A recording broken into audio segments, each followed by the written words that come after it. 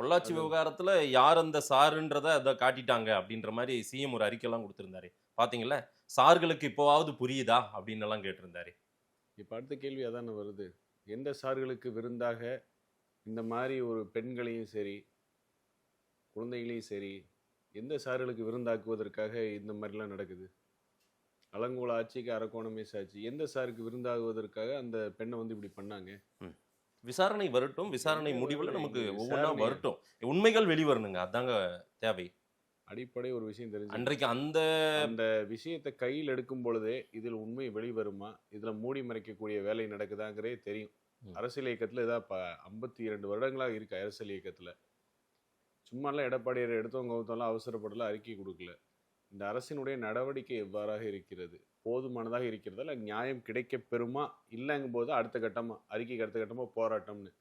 இப்ப அரக்கோணத்த அடுத்து தஞ்சாவூருக்கு போராட்டம்னு அறிவிக்கிறதுக்கான காரணம், காவல்துறை கையில எந்த பவரும் இல்ல. ஏவல் துறையா உட்கார்ந்திருக்காங்க.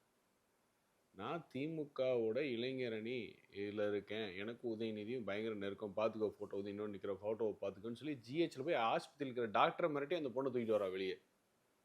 கல்லூரிக்கு வெளியில காருக்குள்ள இழுத்து போட்டு அந்த பொண்ணோட ஜாக்கெட்ட கிழிக்கிறான்.